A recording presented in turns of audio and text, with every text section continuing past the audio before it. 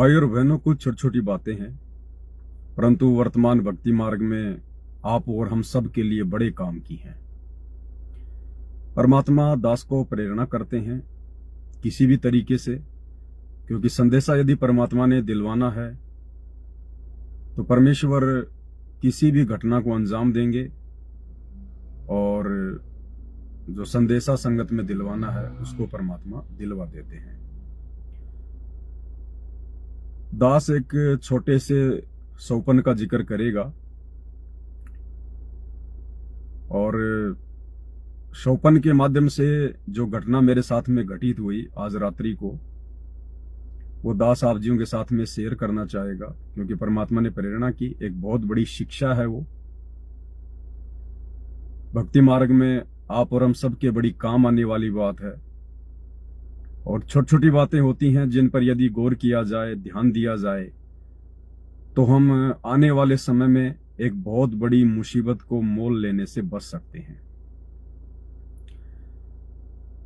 तो परमेश्वर ने दास को क्या सौपन दिखलाया और क्या उसका अर्थ निकलता है, भक्ति मार्ग में हमारे कैसे काम का है, कितना काम का है, इसी टॉपिक पर आज हमारा ये छोटा सा वीडियो होगा। और दूसरी बात भाई और बहनों, अब देखो संसार में जो भी व्यक्ति जिस भी संस्था से जुड़ा होता है, जो भी उसका व्यवसाय होता है, उसका बिजनेस होता है, उसका कार्य क्षेत्र होता है, वो व्यक्ति उसमें दिन रात अपनी श्वासें लगा देता है, अपना समय लगा देता है। उसको पता होता है कि यदि मुझे जीवन में कुछ हासिल होना है तो इसी से हासिल होना है। जैसे आप देख रहे होंगे आजकल राजनेता हैं, कई तरह की पार्टियां हैं। उन राजनेताओं का केवल एक ही टारगेट है, एक ही मकसद है कि हमने राजनीति में टॉप पर पहुंचना है, हमारी पार्टी को सबसे बड़ी पार्टी बनाना है। और उसके लिए वो दिन रात मेहनत करते हैं। देश विदेश, राज्य जिले, जहां भी घूमना होता है, मीटिंग है, सेमिनार है, धरने, प्रदर्शन, रैलियां, वो लोग दिन रात दौड़ते हैं। गाड़ियां ले लेके, ट्रेनों में, बसों में, होटलों में रुकते हैं, पैसे की कोई चिंता नहीं करते। और सुबह से लेकर शाम तक उनके संपर्क में भी उसी प्रकार के लोग रहेंगे। और बात बात पे वो लोग लाइव आएंगे, बात बात पे। रात को होटल में रुके हैं, कोई भी संदेशा देना है तुरंत लाइव आएंगे, गाड़ी में चल रहे हैं तुरंत लाइव आएंगे। इसी प्रकार यदि कोई यूट्यूबर है और उसका बिजनेस केवल यही है कि छोटे छोटे वीडियो लोगों के लिए बनाए जाएं, मुद्दा चाहे कोई भी हो, लोगों को पसंद आने चाहिए, क्योंकि मेरे वीडियो ज्यादा से ज्यादा लोग शेयर करेंगे तो मुझे ज्यादा से ज्यादा पैसा मिलेगा। केवल उनका यही एकमात्र टारगेट होता है। और वो लोग सुबह से लेकर शाम तक उसी चीज के बारे में सोचते रहते हैं। और जब भी उनको कोई चीज दिखाई दे गई, बेवजह बेमतलब की सीधे सीधे जा रहे हैं, सामने किसी की गाड़ी थोड़ी सी टकरा गई, उन्होंने गाड़ी साइड में लगाई, आपस में लड़ने झगड़ने लग गए, कहां सुनी कर ली। बस उसने मोबाइल निकाला, तुरंत गाड़ी में बैठे बैठे, देखो भाई और बहनों मैं यहां खड़ा हूं, अभी अभी ये एक्सीडेंट हुआ है, देखो क्या बात हो रही है, जरा देखते हैं। और बना के 10-15 मिनट का वीडियो सोशल मीडिया पे डाल देगा। और ये मूर्ख दुनिया फालतू में अपना समय और अपनी सांसें बर्बाद करेगी उन चीजों को देख देख के। उसको देखा नहीं, उससे पहले उसको शेयर करने लग जाएगी आगे। पता नहीं क्या मसाला है उसके अंदर। वो आपस में लड़ रहे हैं, झगड़ने, उनको बेचारों को टेंशन हो रही है, दुनिया मजा ले रही है अपने मोबाइल में। लेकिन भाई और बहनों, आप और हम जो परमपिता परमेश्वर, कल की भगवान सतगुरु रामपाल जी के फॉलोवर हैं, उनके बच्चे हैं, आप और हमें परमात्मा ने ये सोशल मीडिया जिस सदुपयोग के लिए बनी है, जिस विशेष काम के लिए बनी है, आज हमें परमेश्वर ने उस कार्य में लगा दिया है। ये सोशल मीडिया आज से पहले नहीं थी।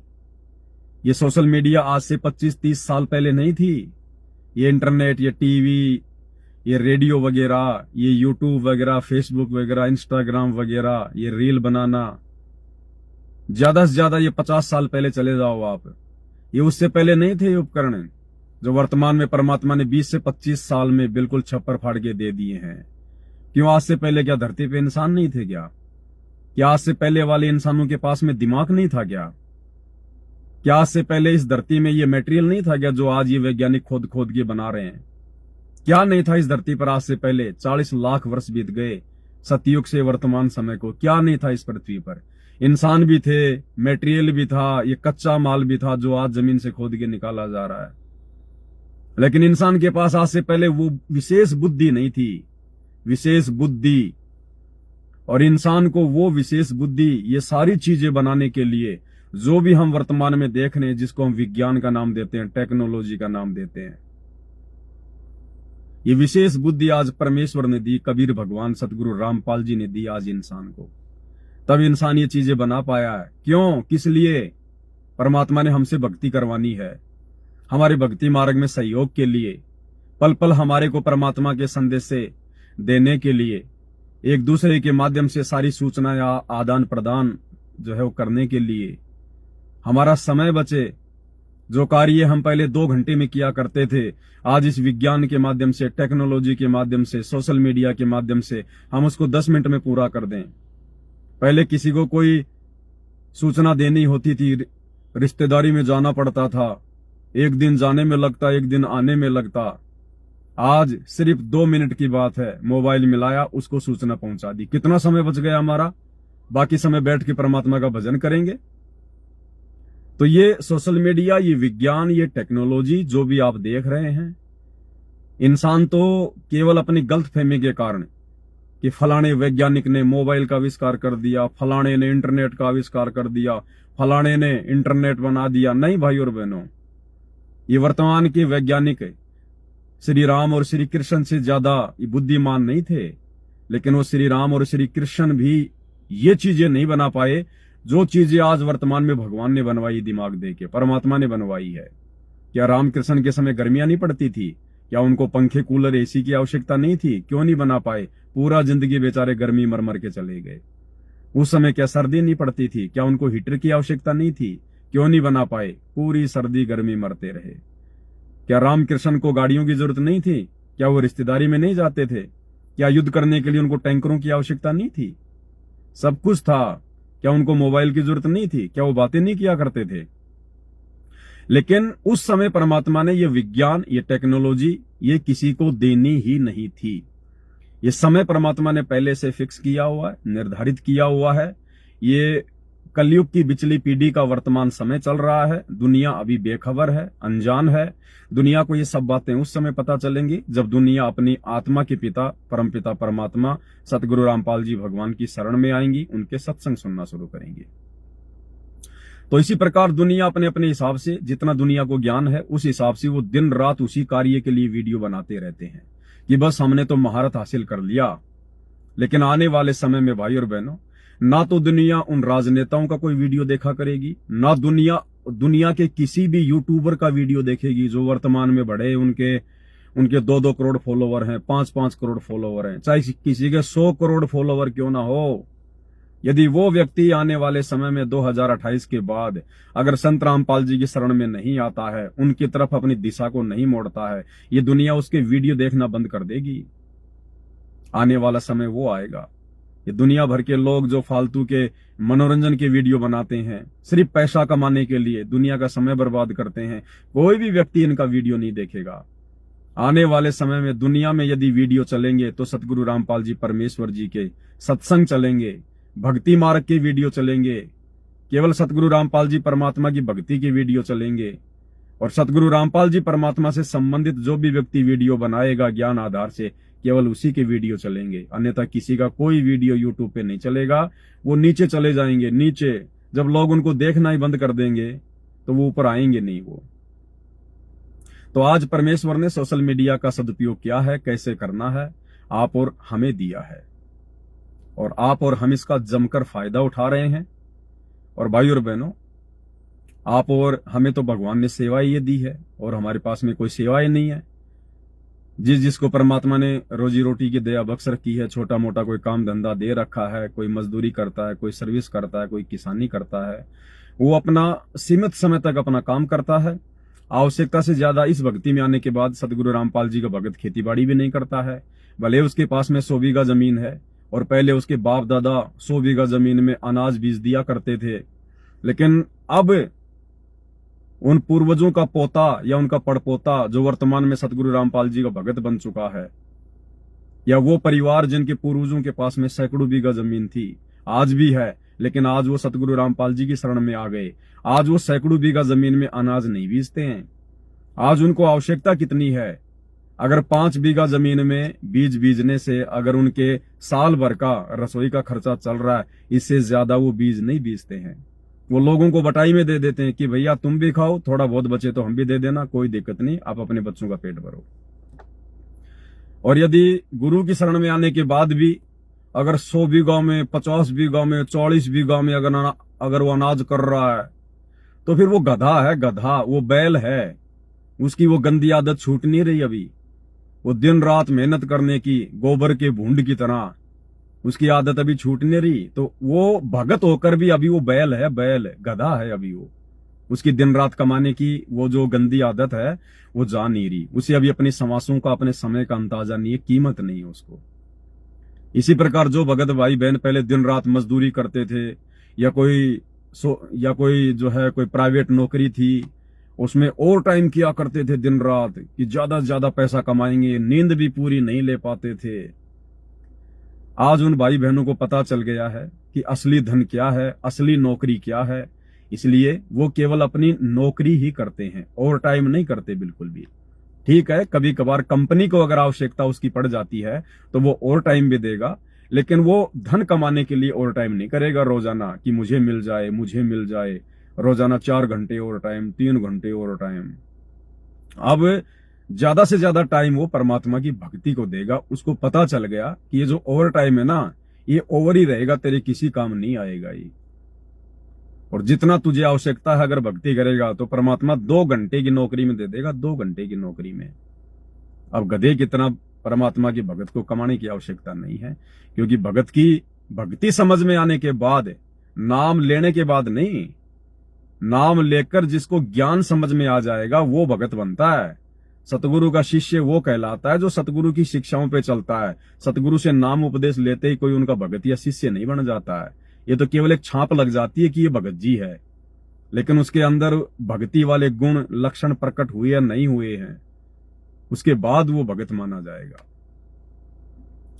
और जो परमेश्वर पर आश्रित हो जाएगा, गुरु पर विश्वास कर लेगा, ज्ञान को आधार बनाएगा और अपना टारगेट, अपना मोक्ष बना लेगा, उसके बाद परमात्मा उसको, जहां वो 8 घंटे नौकरी करके भी ढंग से परिवार का पेट नहीं पाला करता था, परिवार की आवश्यकताएं पूरी नहीं कर पाता था, आज वही भगत 5 या 6 घंटे काम करके और पहले से कहीं ज्यादा संतुष्टि प्राप्त करेगा। अगर उस पर गुरु की मेहर है तो, गुरु का आशीर्वाद है तो, और गुरु का आशीर्वाद रहेगा भक्ति करने से, मर्यादा में रहने से। तो आने वाले समय में ये जितनी भी भागा दौड़ मच रही है ना दुनिया में, विज्ञान के कारण, 2 टाइम की रोजी रोटी के कारण, फालतू की सुख सुविधाओं को संचित करने के लिए देखा देखी, वो गाड़ी ले आया मैं भी लाऊं, उसने मकान बना लिया हम भी बनाएंगे, वहां एक सस्ता प्लाट मिल रहा है, ये है मैं मेरे बेटे की शादी ऐसे करूंगा, वैसे करूंगा, इतने पैसे लगाऊंगा। ये जो देखा देखी चल रही है, जो कंपटीशन हो रहा है, ये आने वाले समय में कुछ तो प्राकृतिक आपदाओं के कारण इंसान की जेब वैसे ढीली हो जाएगी, इंसान का खून वैसे निकल जाएगा, उनको अपनी औकात याद आ जाएगी। जो आज बड़ी बड़ी फॉर्च्यूनर में चलते हैं वो साइकिलों पे आ जाएंगे, घुटनों पे आ जाएंगे वो आने वाले समय में, क्योंकि उनके पास भक्ति नहीं है, केवल उनके पास में धन है, भक्ति धन नहीं है। और ये जो संसार है, ये जो मनुष्य जीवन है, ये केवल भक्ति धन से चलता है, पाप और पुण्य से चलता है। ये इंसान को लगता है केवल पैसे से सब कुछ चलता है, नहीं। वो पैसा भी जो तेरे पास में है वो तेरे पिछले संस्कार से है, तेरे किसी जन्म की भक्ति से है। पाप और पुण्य से ये 21 ब्रह्मांड चल रहा है, पैसों से नहीं चलता ये। पैसा तो पाप और पुण्य के हिसाब से इंसान के पास रहता और जाता है। तो कुछ तो वैसे प्राकृतिक आपदाओं की मार अभी आने वाली है, समय ज्यादा नहीं है, शुरुआत वैसे हो चुकी है। देखो कैसे बड़े बड़े भूकंप भी आने शुरू हो गए, क्योंकि 2028 युग परिवर्तन का समय है। और अब ज्यों ज्यों हम आगे बढ़ेंगे, हम लोग परेशानियों को ही सहन करते जाएंगे, हमारा सामना परेशानियों से होता चला जाएगा ज्यादा ज्यादा। जैसे कहीं पर कोई बहुत तेज कोई आग जल रही हो और हम आग से दूर खड़े हैं जहां पर हमारी कोई विशेष दिक्कत नहीं है, अब यदि हम उस आग की तरफ बढ़ना शुरू करेंगे तो हमारे शरीर का तापमान बढ़ता चला जाएगा, बढ़ता चला जाएगा। एक एक कदम हमारे को वो जो है तपन देगा, तपन। तो इसी प्रकार 2028 युग परिवर्तन का समय परमेश्वर के द्वारा निर्धारित किया हुआ है, और ज्यों ज्यों हम उस समय की तरफ आगे बढ़ेंगे, केवल परेशानियों के अलावा अब दुनिया को कुछ नहीं मिलेगा। थोड़ी बहुत राहत यदि कोई प्राप्त करेंगे उस समय में, केवल वही करेंगे जो वर्तमान में परमेश्वर की शरण में है। कौन परमेश्वर? ये राम कृष्ण, 33 करोड़ देवी देवता, ब्रह्मा विष्णु महेश, मुसलमानों का नकली अल्लाह, उनके पीर पैगंबर, 24 अवतार। ये परमेश्वर नहीं है, ये भगवान नहीं है, परमात्मा नहीं है। वो तो मुर्दे हैं, मुर्दे। वो तो जा चुके हैं संसार छोड़ के, उनका कोई लेना देना नहीं है। वो हमें ना कुछ दे सकते, ना हमारा कुछ वो ले सकते। आप केवल उनकी जीवन लीला से शिक्षा ले सकते हो। इससे ज्यादा आपको वो 1 रुपया नहीं देने वाले, रोटी का एक टूक नहीं देने वाले। वो देगा कौन? जो वर्तमान में धरती पे होगा, जो जिंदा होगा। और भाई वो परमेश्वर वर्तमान में कबीर देव, सतगुरु रामपाल जी के रूप में वर्तमान में धरती पे प्रकट है। उनकी भक्ति करने से, उनकी आज्ञा में चलने से, उनको प्रसन्न करने से ये दुनिया आने वाले उस महाविनाशकारी समय में थोड़ी बहुत राहत प्रदान करेगी। अन्यथा धरती पे ना कोई प्रधानमंत्री राहत प्रदान कर सकता, ना राष्ट्रपति कोई राहत प्रदान कर सकता। जब वो खुद ही आपत्तियों से घिर जाएंगे तो भला अपने फॉलोवर को कहां से वो राहत दे देंगे।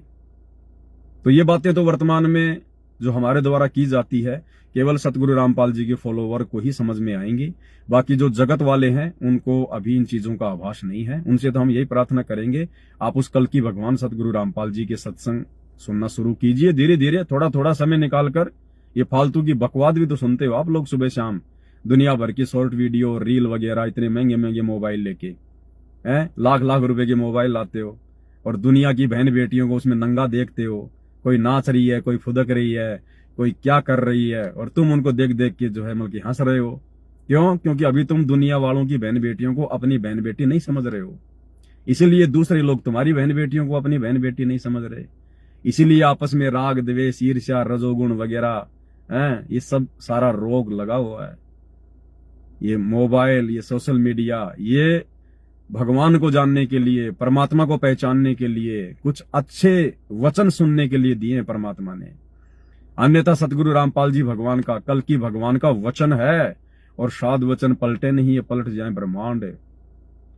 आने वाले समय में ये जितने भी टीवी चैनल हैं और जिन जिन लोगों के हाथों में ये मोबाइल हैं, अगर लोगों ने सतगुरु रामपाल जी के सत्संग प्रवचन सुनना शुरू नहीं किए, और अगर इसी प्रकार से दुनिया भर की जो बकवादें हैं इनमें जो देखते रहे, ये मोबाइल ब्लास्ट होंगे।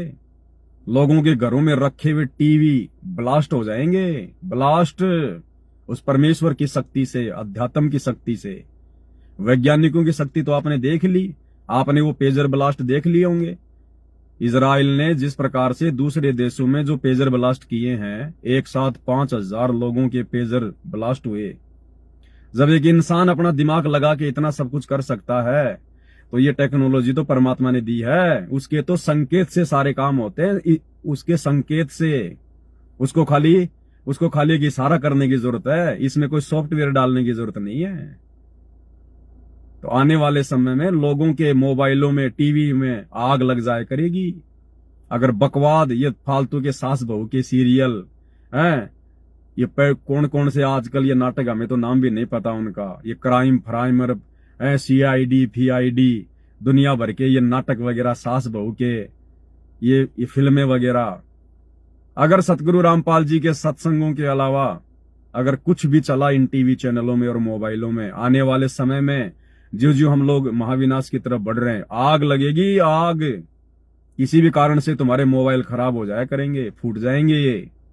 फिर तुम कहोगे बैटरी खराब हो गई थी, बैटरी ज्यादा चार्ज हो गई थी, हीट ज्यादा हो गई थी। तुम अपना दिमाग लगाते रहना, करना था परमात्मा ने, कर दिया, चलने नहीं देगा, नुकसान ही होगा। तो इसी प्रकार भाई और बहनों, ये दुनिया तो उल्टे रंग में रंगी हुई है, क्योंकि दुनिया को अभी ज्ञान नहीं है। दुनिया उस समय समझेगी जब दुनिया को ठोकर लगेगी, दुनिया को चोट लगेगी, क्योंकि दुनिया अभी समझदार नहीं है। और कहते हैं समझदार व्यक्ति वो नहीं है समझदार व्यक्ति वो नहीं होता है जो, कहावत है कुछ ऐसे, हाँ, समझदार व्यक्ति वो नहीं है जो ठोकर खा के समझता है। भाई ठोकर खा के तो जानवर भी समझ जाता है, अगली बार जानवर भी उधर नहीं जाएगा कि यार उधर खड्डा है, मेरे कल ठोकर लगी थी। तो ठोकर लगने के बाद तो जानवर भी समझ जाता है। इंसान उसको कहते हैं जो दूसरों की ठोकर से शिक्षा ले ले कि अगर मैं ऐसा करूंगा तो मेरे साथ भी ऐसा ही होगा। और अगर पैर फुड़वा कर तुड़वा कर ही समझना है तो फिर वो तो जानवर की श्रेणी में है। तो भाई आप लोग सतगुरु रामपाल जी के प्रवचन सुनना शुरू करो, उससे आपको सारी बातें समझ में आएंगी। अब हम अपने मुद्दे पे आते हैं, जिस टॉपिक पर परमात्मा ने दास को लाइव आने के लिए प्रेरित किया है। और मुद्दा यह है भाई और बहनों, परमात्मा ने अगर संदेशा दिलवाना है तो परमात्मा कारण कुछ भी बनाएगा, कुछ भी। तो सिंपली दास रात को सो गया, सोते सोते परमात्मा को स्मरण तो अपन करते ही हैं, कम नींद आ जाती है उसका पता नहीं चलता। चिंतन भी करते हैं तो चिंतन भी भक्तों का तो अपने भगवान का होगा, अपने गुरुदेव का होगा, अपनी धार्मिक जो क्रियाएं हम करते हैं अपने दिन में सारा दिन, उन्हीं चीजों का जो है हम चिंतन करते करते सो जाते हैं। सो गए तो रात को सौपन आया। सौपन आया तो सुबह फिर जब दास की आंखें खुली, सौपन टूटा तो एकदम से बड़ा झटका सा लगा, बड़ी हैरानी हुई, बड़ी टेंशन हुई, चिंता हुई कि ये भगवान ये क्या हुआ। लेकिन फिर 2 मिनट के बाद में शांति भी हुई कि परमात्मा ये तो सौपन था, हकीकत नहीं थी, सौपन था। मालिक का धन्यवाद किया। चिंता बनी बहुत ज्यादा। और फिर परमात्मा ने प्रेरणा की कि बेटा ये बाकी लोगों को भी समझा, बाकी तेरे भाई बहनों को भी बता कि वो भी निकट भविष्य में अगर भक्ति पे लगे हैं तो छोटी छोटी बातों के ऊपर गौर करें और सावधानियां बरतें, नहीं तो छोटी सी बात बहुत बड़ी हो जाएगी, भक्ति मार्ग में बहुत बड़ी बाधक सिद्ध हो जाएगी। तो क्या था कि रात को सौपन आया, जैसे दास कहीं जा रहा है, यात्रा कर रहा था, बस में बैठा हुआ था दास, तो दास के पास में आके एक युवा लड़की बैठ गई। युवा लड़की सुंदर थी, बैठ गई।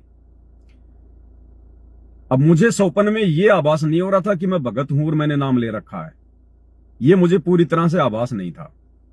वो बैठ गई मेरे पास में।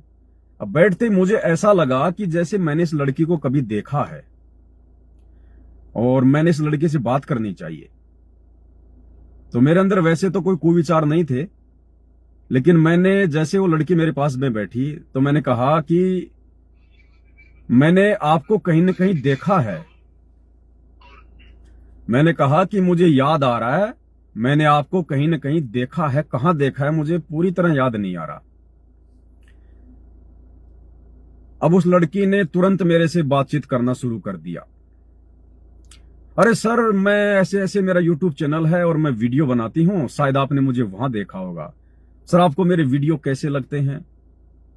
मैंने कहा नहीं नहीं, वीडियो में नहीं देखा, मैंने आपको कहीं और देखा है, मुझे याद नहीं आ रहा। सर आप कहाँ के रहने वाले हैं? मैंने कहा मैं वहां का। अरे सर वहां तो मेरे ननिहाल है, मैं अक्सर वहां पे जाती रहती हूँ, हो सकता आपने मुझे देख लिया होगा, मैं घूमती रहती हूँ।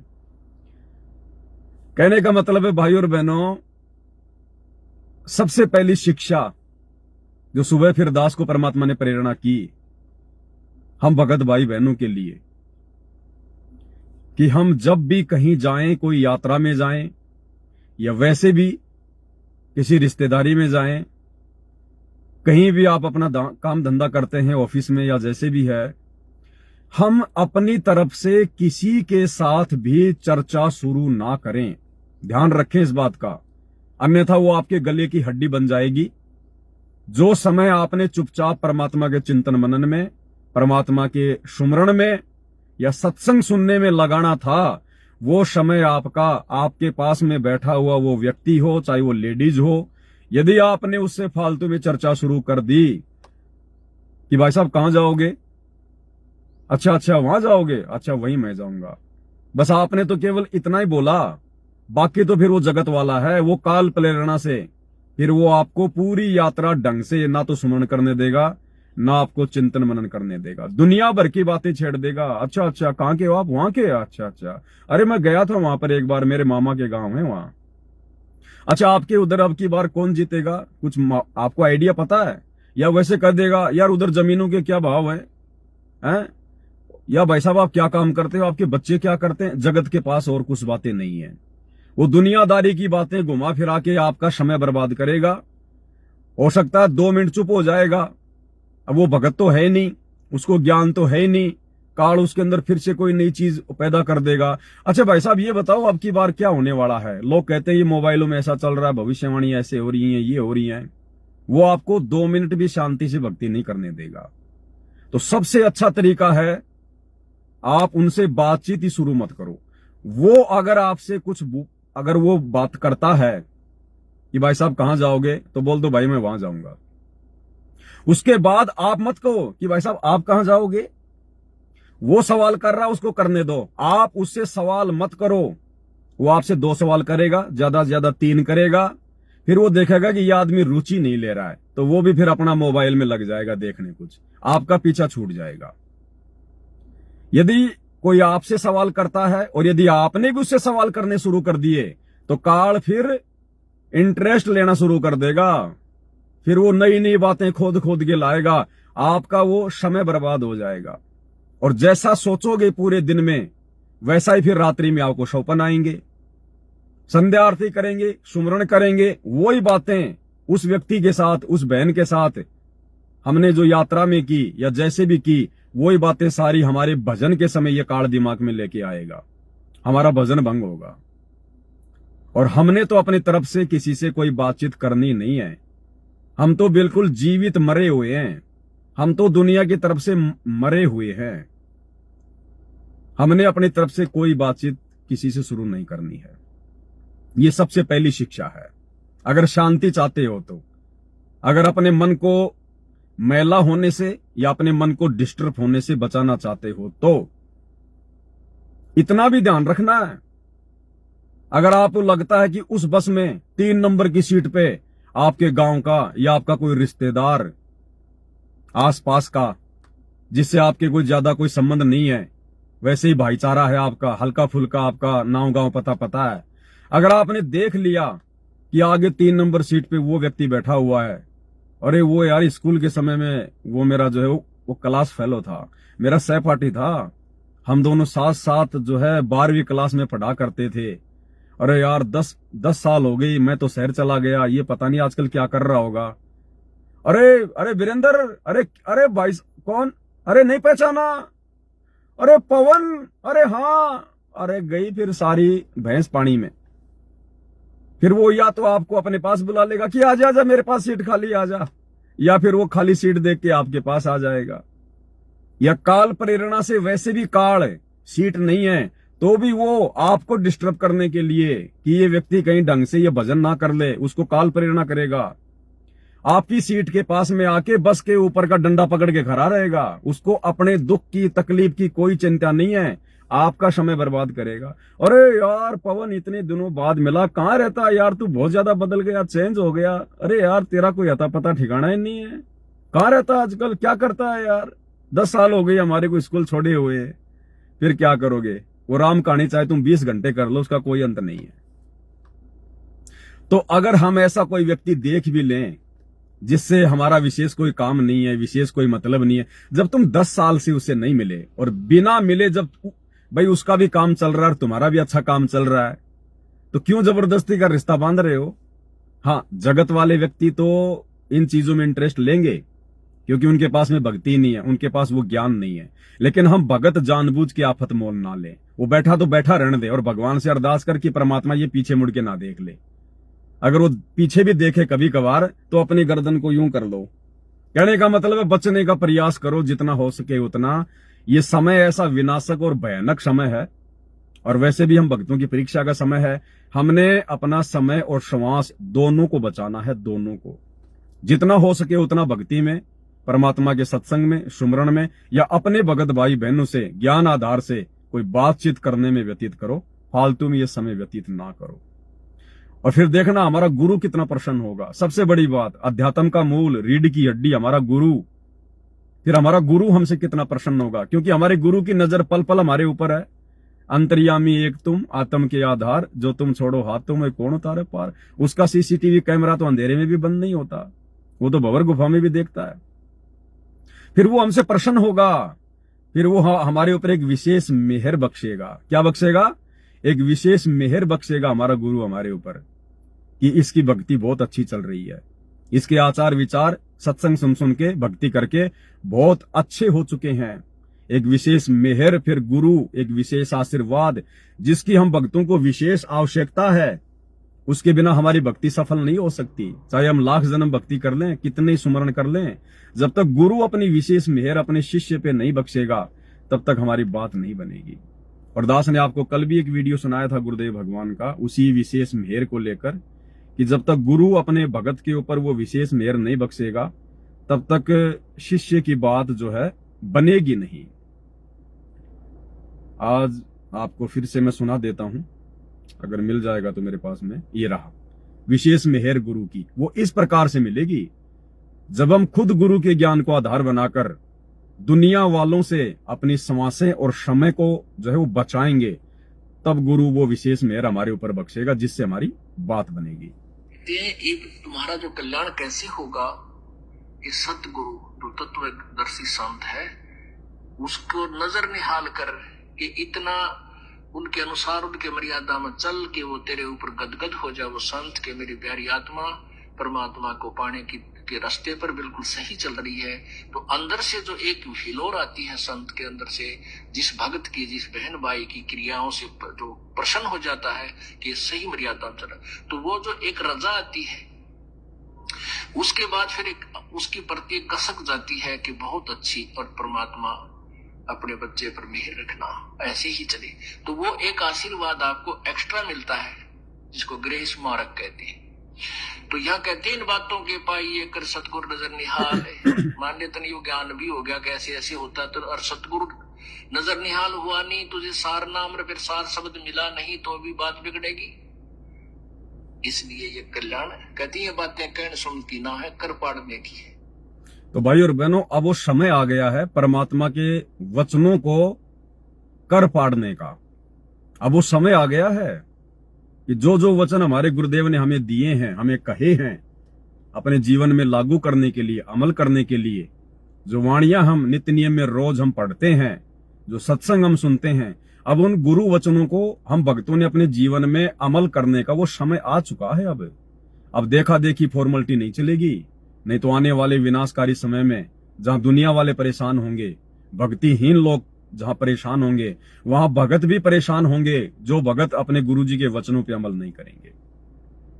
तो सबसे पहली शिक्षा हमने बिल्कुल भी अपनी तरफ से, चाहे कोई परिचित हो, चाहे कोई अपरिचित हो, चाहे हम यात्रा में हो, चाहे कहीं भी हो, हमने अपनी तरफ से किसी से कोई विशेष बातचीत शुरू नहीं करनी है।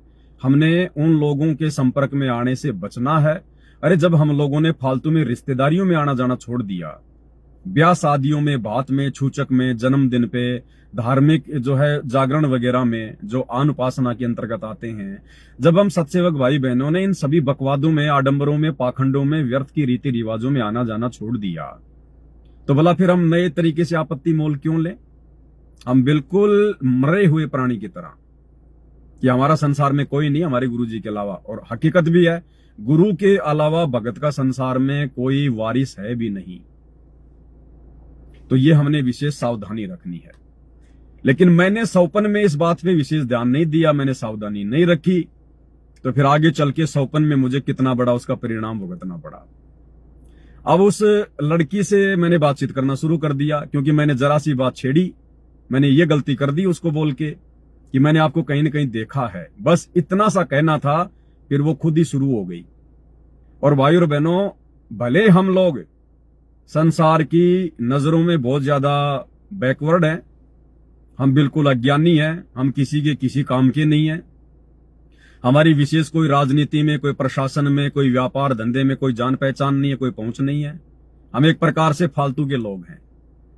लेकिन हमारे पास में भक्ति धन है, और इन दुनिया वालों को नहीं पता, इस दुनिया में जिसका नाम होता है, जिसकी पहुंच होती है, वो धन से नहीं, भक्ति धन से होती है।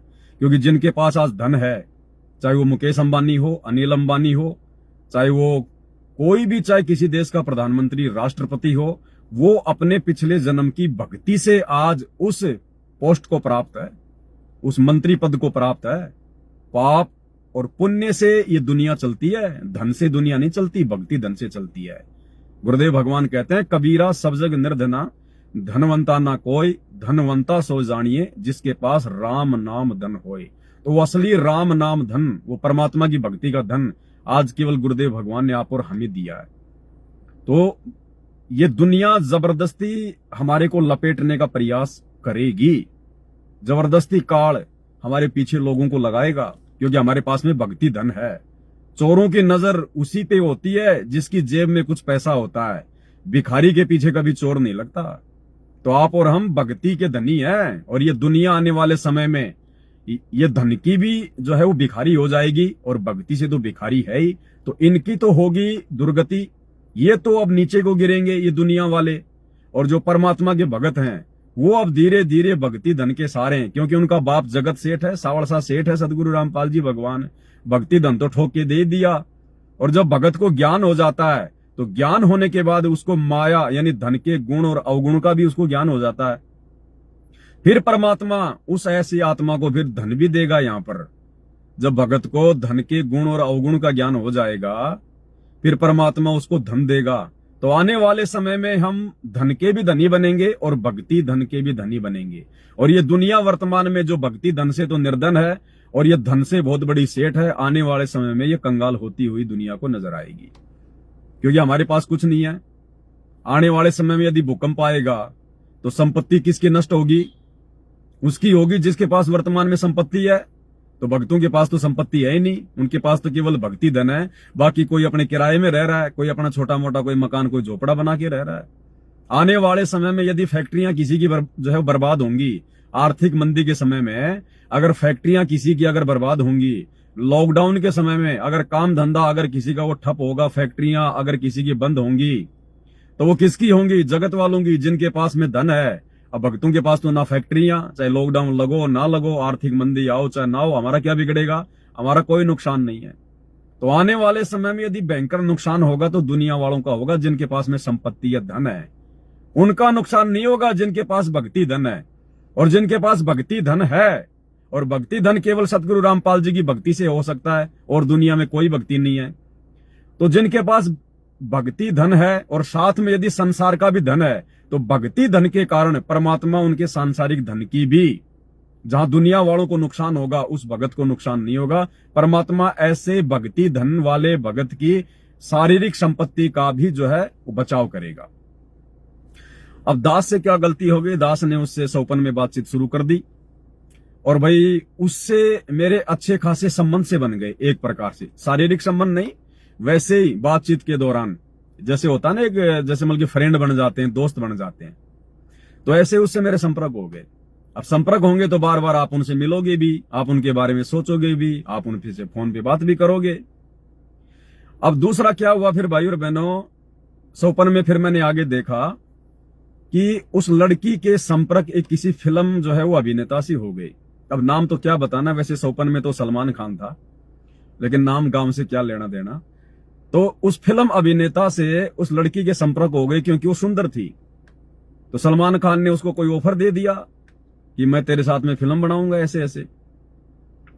तो वो उसके साथ एग्री हो गई, क्योंकि मेरे पास में ना तो धन था ना कुछ और था। तो वो तुरंत, क्योंकि वो सांसारिक लड़की थी, उसको तो धन चाहिए, उसको तो पैसा चाहिए, मन बढ़ाई चाहिए, तुरंत वो उसके संपर्क में आ गई।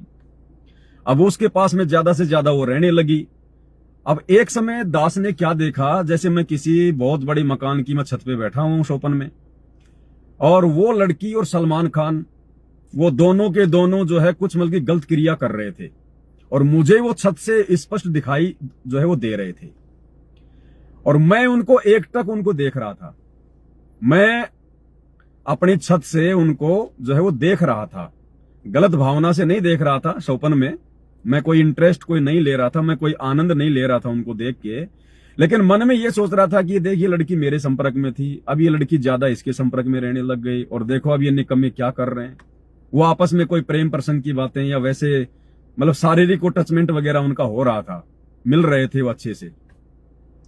तो मैं छत से देख रहा था। अब ये मेरी दूसरी सबसे बड़ी गलती, ये सौपन में मेरी दूसरी सबसे बड़ी गलती जो हम भगत भाई बहनों ने शिक्षा लेनी है। इस संसार में चाहे कोई कुछ भी कर रहा है, चाहे कोई अच्छा कर्म कर रहा है, चाहे कोई गंदा कर्म कर रहा है, चाहे कोई चोर चोरी कर रहा है, चाहे कोई किसी के साथ में कोई ठगी कर रहा है, और हम हैं भगत वर्तमान में। हमारा कार्य क्षेत्र है अलग, दुनिया का कार्य क्षेत्र अलग है। दुनिया तो वही करेगी संसार में जो लोग धन प्राप्ति के लिए करते हैं, ऐशो आराम के लिए करते हैं, काल के वशीभूत होके जो करते हैं।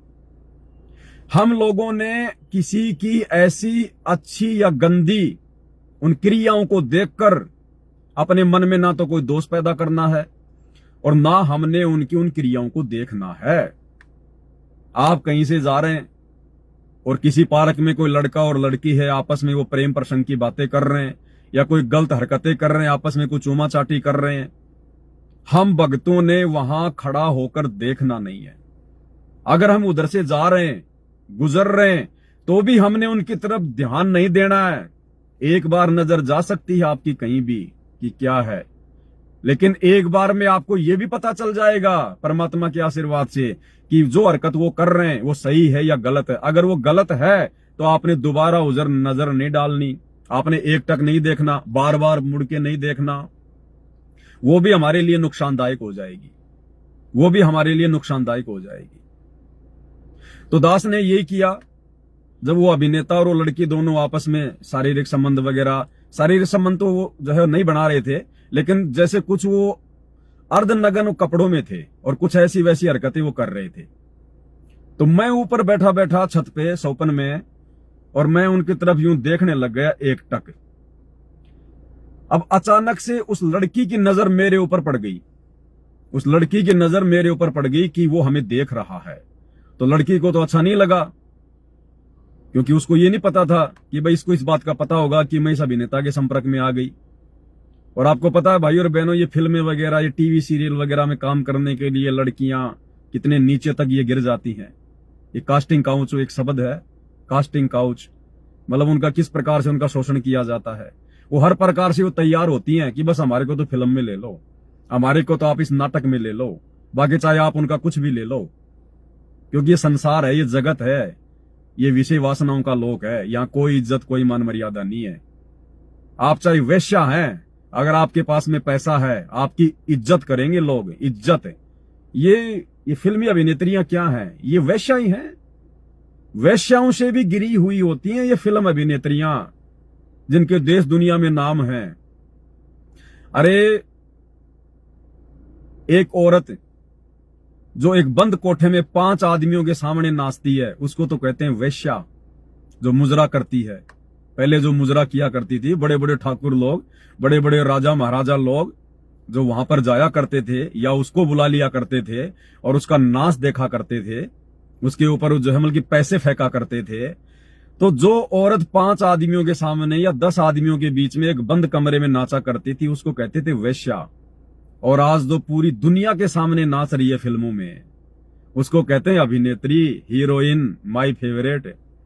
तो भाई और बहनों, ये जो अभिनेत्रियां है ना, ये तो वेश्याओं का दूसरा रूप है। केवल इनके पास में पैसा है, और जितना भी जो युवा हैं, लड़के और लड़कियां, इनको आध्यात्मिक ज्ञान नहीं है, जिस कारण से ना जाने वो उनको देवी देवताओं से भी कम नहीं समझते हैं। बाकी आप और हम भक्तों को सदगुरु रामपाल जी परमेश्वर जी के ज्ञान से पूरे संसार की औकात का, उनके जो है नकलीपन का सब कुछ मालूम हो चुका है। तो दूसरी गलती दास ने सौपन में यह की, मैं उस लड़की और उस अभिनेता की हरकतों को एक टक देखता रहा। उस लड़की ने मुझे देख लिया कि भाई इसने तो मुझे देखा है। देखने के बाद उसने उस अभिनेता को बता दिया कि देख उधर वो देख रहा है। उस अभिनेता ने मेरी तरफ कोई संकेत किया और सौपन में मुझे ऐसा लगा कि जैसे हम दोनों की आपस में काफी जानकारी है। तो उसने मुझे कुछ यूं किया, तो मैं समझ गया कि ये कह रहा है कि यार थोड़ा हमें ऐसा आराम करने दो, आप थोड़ा साइड में हो जाओ। तो मैंने कहा ठीक है मैं जा रहा हूं। इतना कह के मैं थोड़ा साइड में हो गया। अब उसके बाद में उस लड़की ने उस अभिनेता को क्या कहा क्या नहीं कहा, वो अभिनेता मुझे जो है मतलब कि फंसाने के चक्कर में आ गया कि कल को ये बात किसी और के सामने ना चली जाए। वो थे वो बेइज्जत, लेकिन बेइज्जतों को भी अपनी इज्जत की टेंशन हो जाती है। उनकी आपस में क्या बातचीत हुई, वो अभिनेता मुझे फंसाने के चक्कर में लग गया कि किसी भी तरह से मैं इसको फंसाऊं, मैं इसको जेल भिजवा दूं, ताकि हम दोनों की ये गुप्त बातें किसी और के सामने ना चली जाए, वरना ये जो है ये बता देगा किसी को। वो मेरी गलती थी जो मैं उनको एकटक देख रहा था। ये गलती भक्तों ने नहीं करनी है। चाहे कोई कुछ भी कर रहा है, चाहे कोई नंगा खड़ा है, कोई नंगे होके अपना जो है मतलब कि कुछ भी वो कर रहे हैं, कोई लड़ाई झगड़ा कर रहा है, बाढ़ में जाओ, मरने दो। हमने सूरवीर नहीं बनना फालतू में। भाई और बहनों, भगत सूरवीर होता है। लख भर सूरा जूझ ही लख भर सावंत दे, और लख भर यति जहान के तब सतगुरु शरणा ले।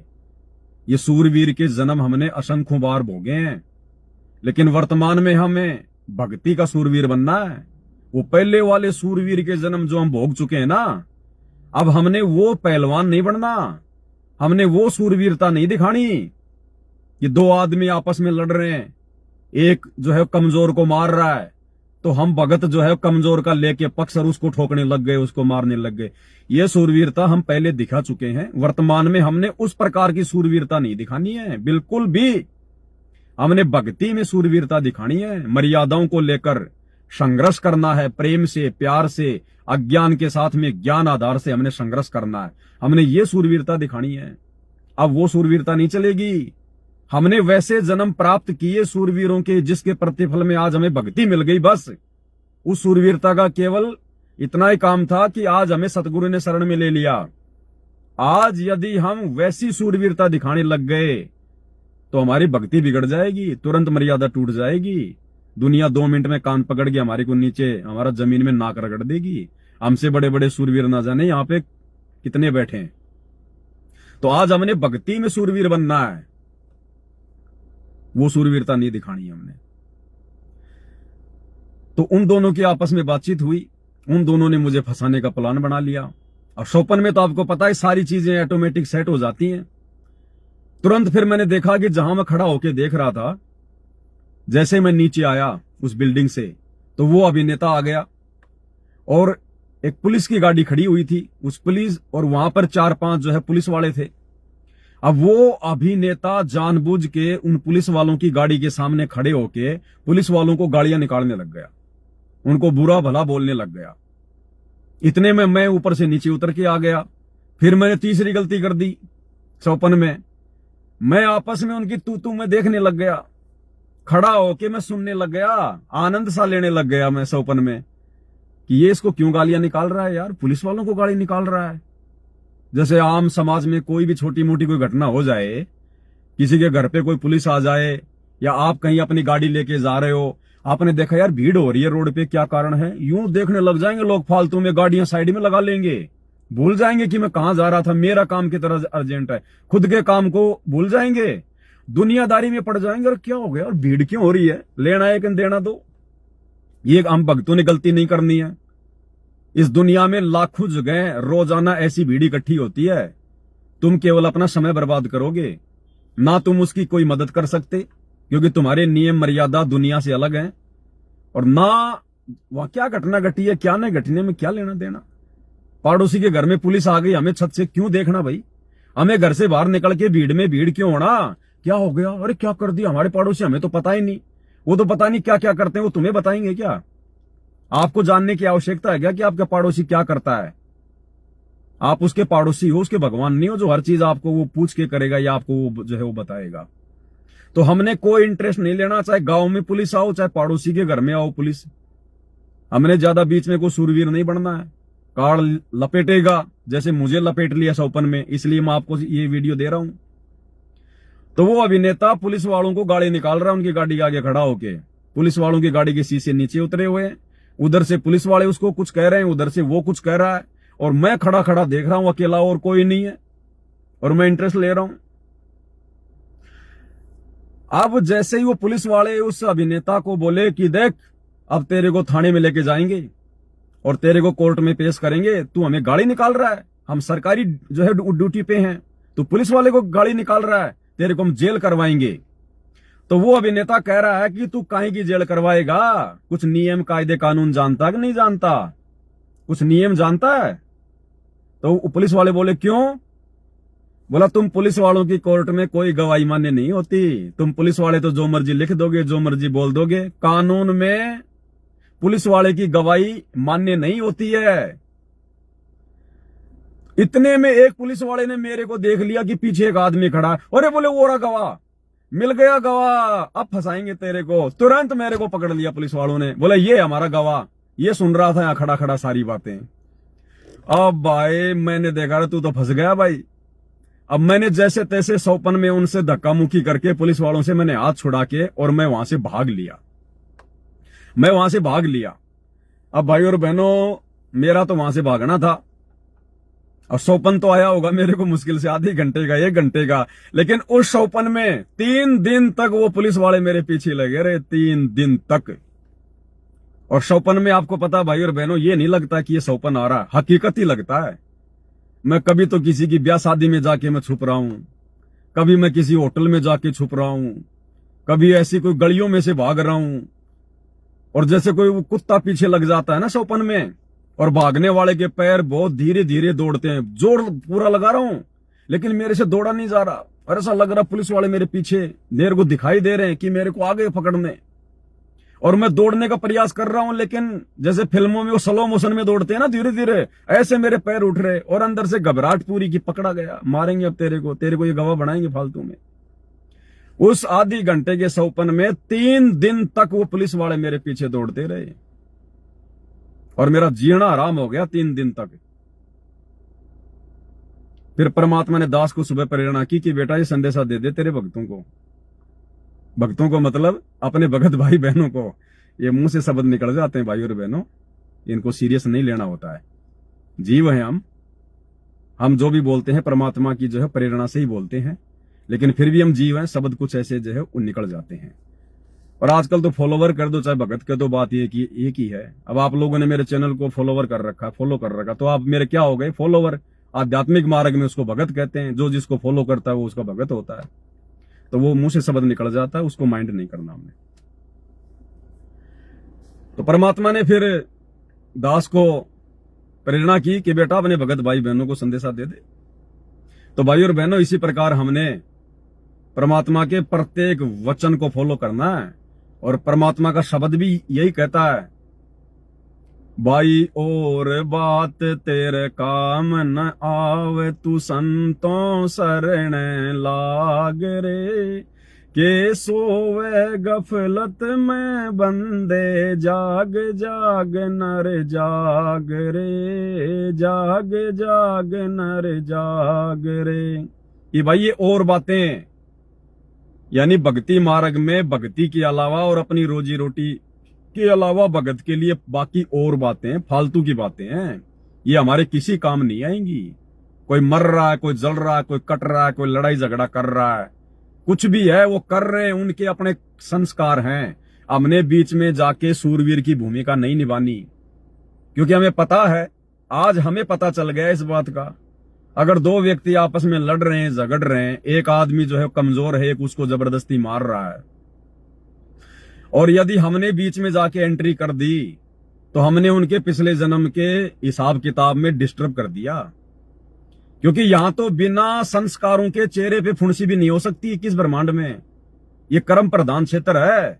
अगर किसी के चेहरे पे कोई फुंसी भी हो रही है ना, तो उसके किसी संस्कार से हो रही है, वो कर्म से हो रही है, ऐसे नहीं हो सकती। यहां पर इतना जबरदस्त नियम है यहाँ का, सत का राज धर्म राय कर ही, अपना किया शबे दंड भरी।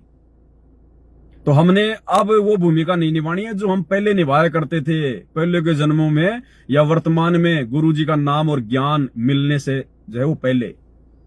फालतू में जाके हम लोग सरपंच बन जाते थे मान बढ़ाई के चक्कर में, कि फलाने आदमी ने उन दोनों भाइयों का निपटारा करवा दिया, उनका समझौता करवा दिया। अरे भैया उसकी बात मानेंगे, उसकी बात मानते हैं लोग, उसको लाओ बुला के।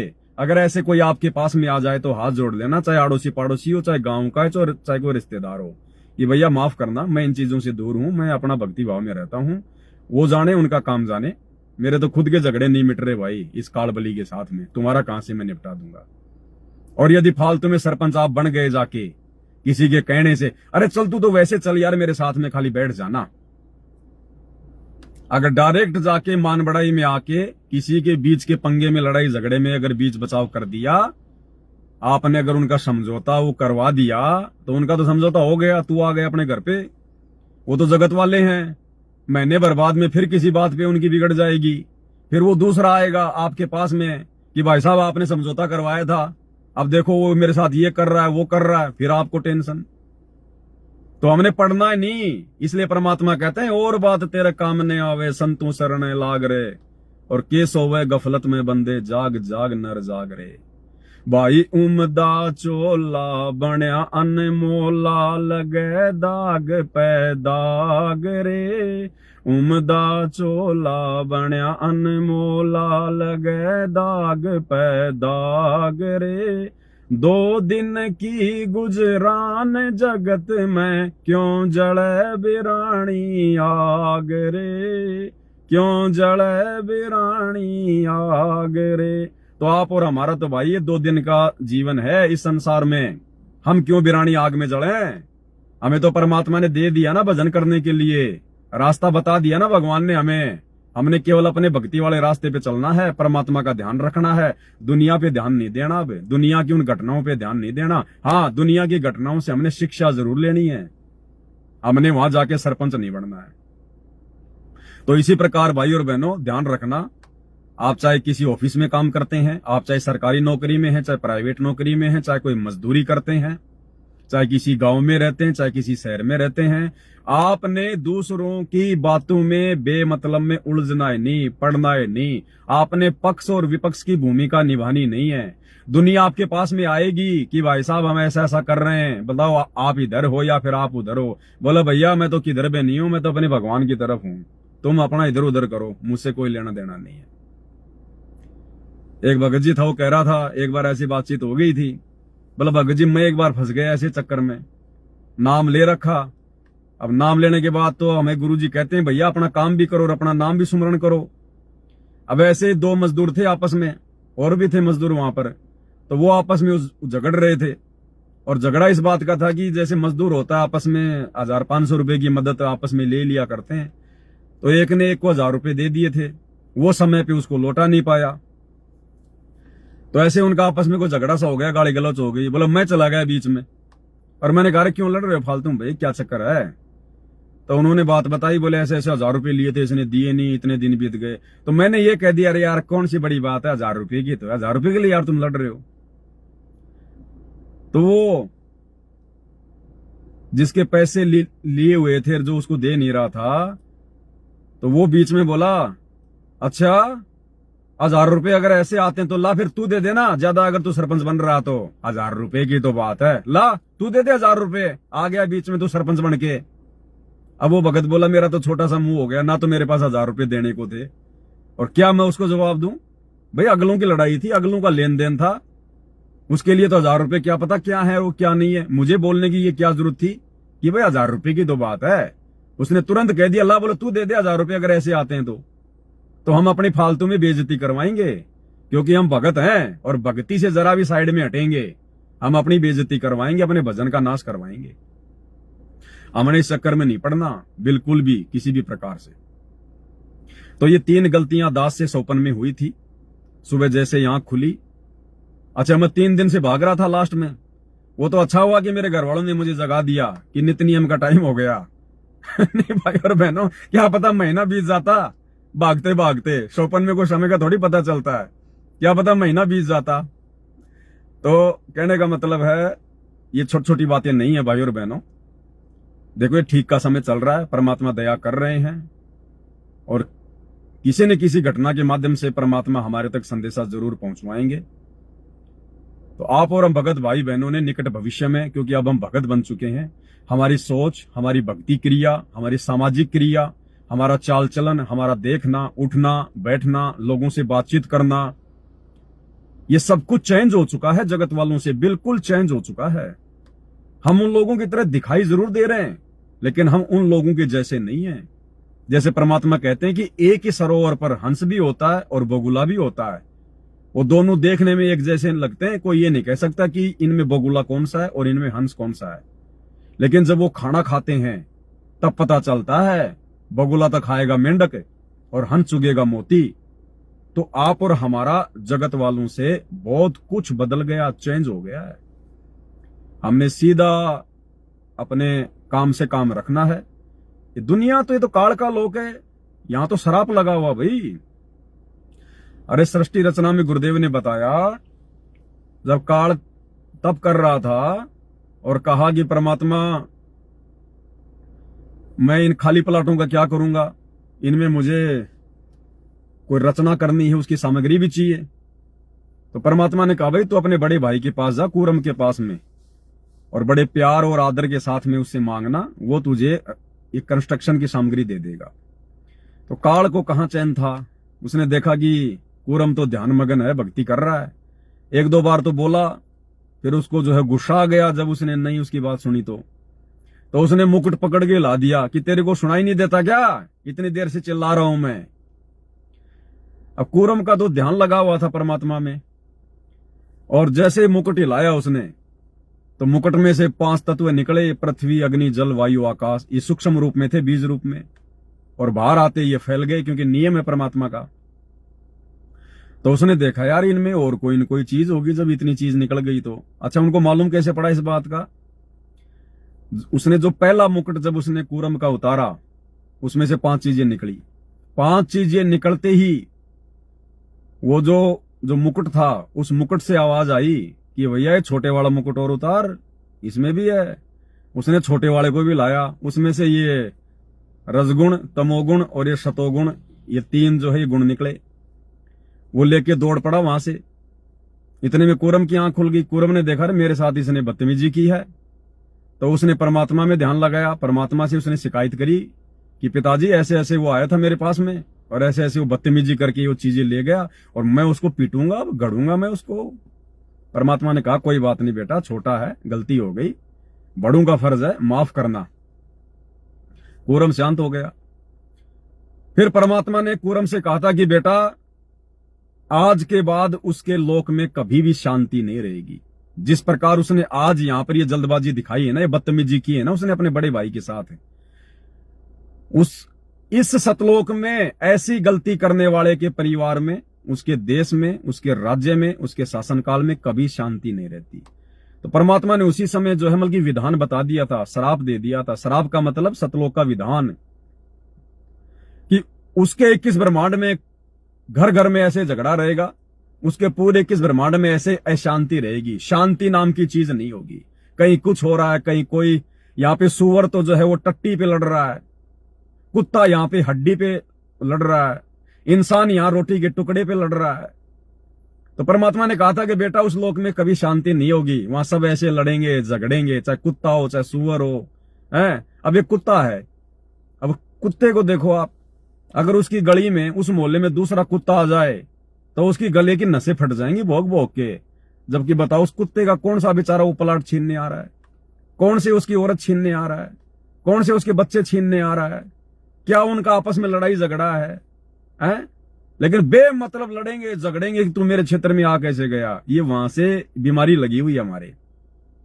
तो परमात्मा ने पहले कह दिया था कि 21 ब्रह्मांड में चाहे जानवर हो, चाहे इंसान हो, चाहे देवता हो, ये देवता नहीं देखते, इंसानों से भी ज्यादा लड़ाई झगड़ा करते हैं ये।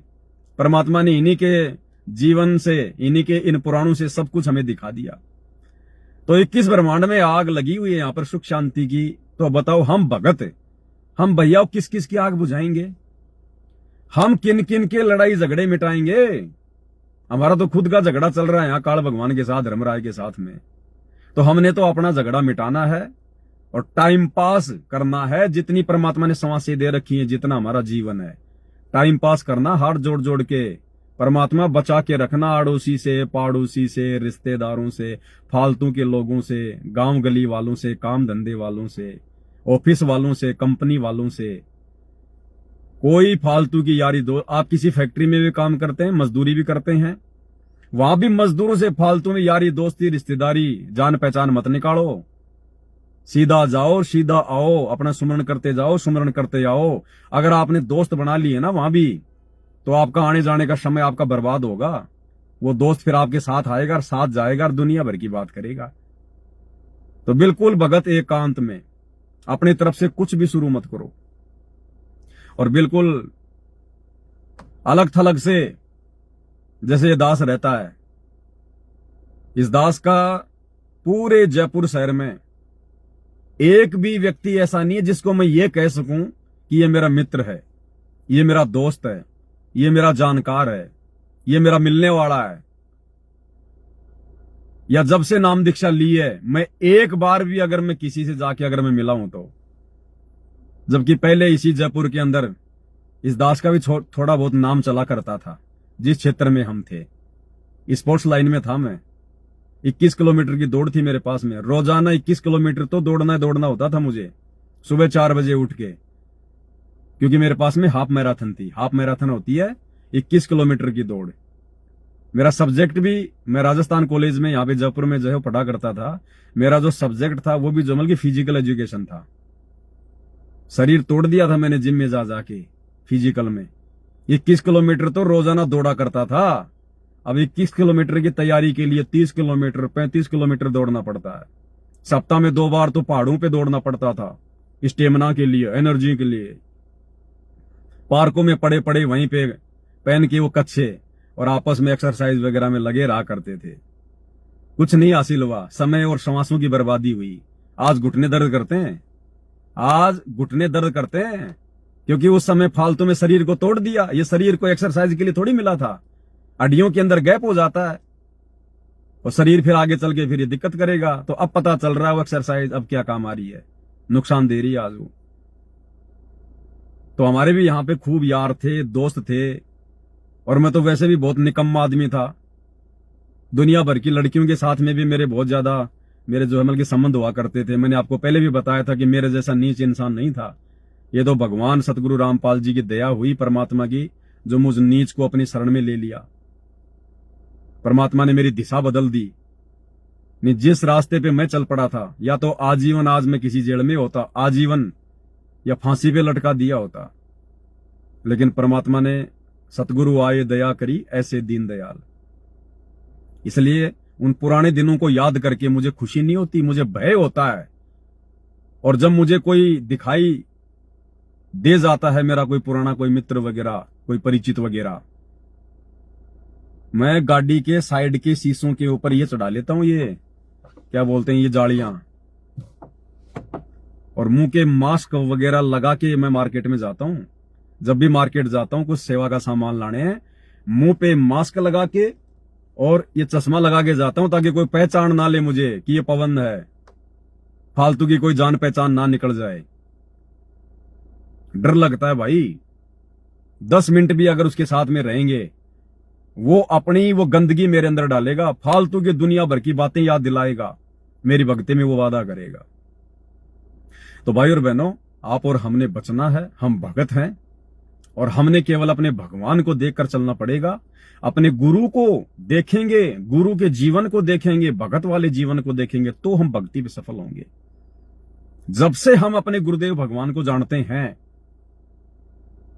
हमें कभी भी ये देखने को नहीं मिलेगा कि हमारे गुरुजी कभी भी किसी शादी में गए हों, किसी बात में गए हों, किसी छूचक में गए हों, हमारे गुरुजी का कोई दोस्त हो, हमारे गुरुजी कभी किसी राजनीतिक रैली में गए हों, हमारे गुरुजी कभी वोट डालने गए हों, हमारे गुरुजी के साथ किसी सरपंच की कोई फोटो दिखा दो हमें, हमारे गुरुजी कभी कोई पिकनिक पे गए हों, हमारे गुरुजी कभी टाइम पास के लिए अपने बच्चों को कभी छुट्टियां लेके गए हों, कभी छुट्टियों में कभी पिकनिक पे गए हों, हमारे गुरुजी ने कभी किसी को गाली गलौज किया हो, हमारे गुरुजी ने कभी किसी के ऊपर कोई गुस्सा किया हो, कुछ नहीं देखने को मिलेगा हमें। इसको कहते हैं देवता, देवता भगवान। हमने भी वैसा ही बनना पड़ेगा। गुरु को कीजिए दंडवत कोटि कोटि प्रणाम, और कीट न जाने भृंग को गुरु कर ले आप समान। तो गुरुजी हमें अपने जैसा बनाना चाहते हैं कि बच्चों मेरे जीवन को देखो, मुझे देख के चलोगे तो सफल होगे, दुनिया को देख के चलोगे कभी जीवन में सफल नहीं हो पाओगे। तो गुरुजी के जीवन को देख के चलेंगे तो गुरुजी के जैसा ही बनने का हम प्रयास करेंगे। और जब तक हम गुरु के जैसे नहीं बनेंगे, जीव पीव नहीं बन सकता। पीव यानी परमात्मा। जीव कभी भी पीव नहीं बन सकता, लेकिन जब तक जीव में पीव के जैसे लक्षण नहीं आएंगे, ये जीव मोक्ष प्राप्त नहीं कर पाएगा।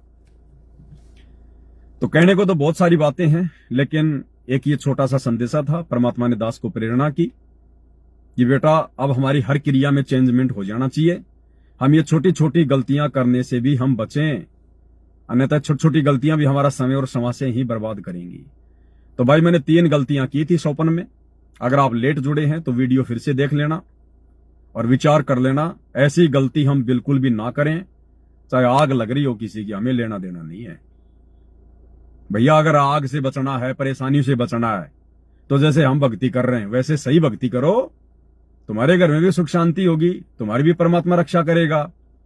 हम किस किस की आग बुझाएंगे, हम किस किस के संकट मेटेंगे। धरती पे संकट मोचन आ चुका है सतगुरु रामपाल जी भगवान, उनकी शरण ले लो, सारे ना संकट मिटेंगे। मैं अगर मेरी गाड़ी के टायर से हवा किसी दूसरे के टायर में डालूंगा तो ना तो उसके काम ढंग से चलेगा और मेरी गाड़ी भी हो जाएगी पंचर। तो भैया जहां पे हवा डाली जाती है उसका एड्रेस दे दो कि भैया वहां जाओ, वहां पे हवा डलवाओ, जितनी मर्जी डलवाओ, वहां पे प्रेशर लगा हुआ है। तो हम भाई फालतू के ठेकेदार ना बने, फालतू की सूरवीरता ना दिखाएं।